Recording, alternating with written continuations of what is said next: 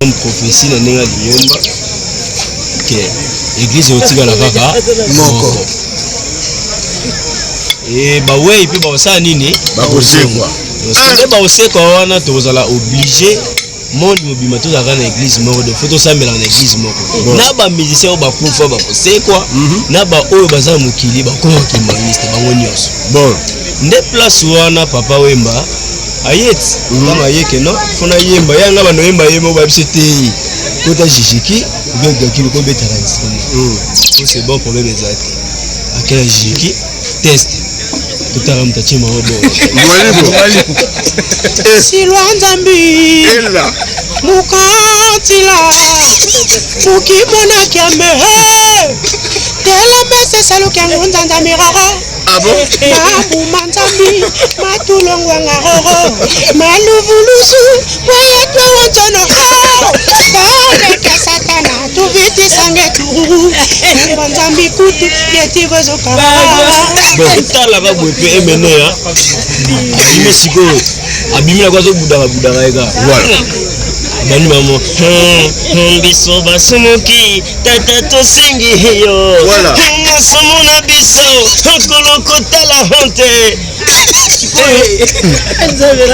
kopi pa ya rate gamo pao pusani bien kiyunga na ye babise mbuta longola na kiyunga na po biso ya biyunga tolatana te alongoli mopao wata toke mbuta betelanga chacho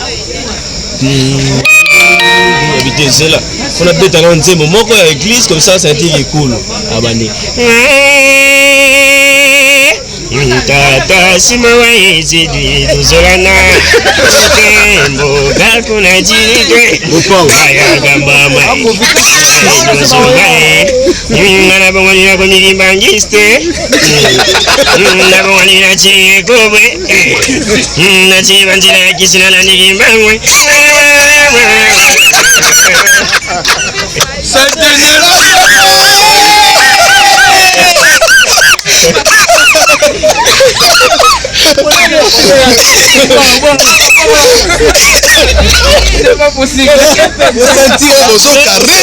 c'est pas possible.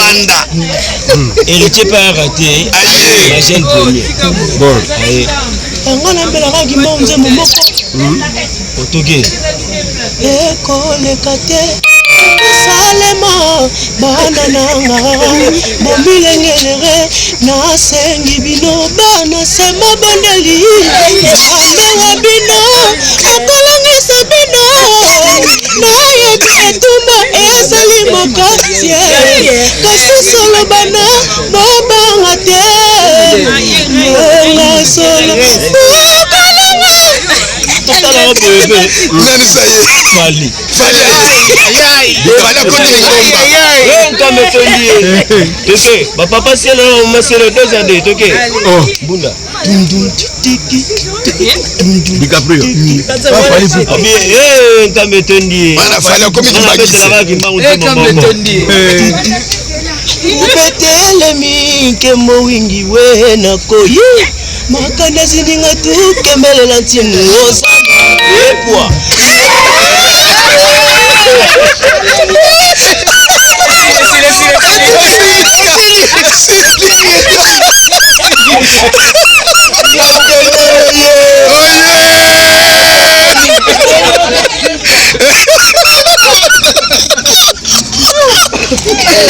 Papa,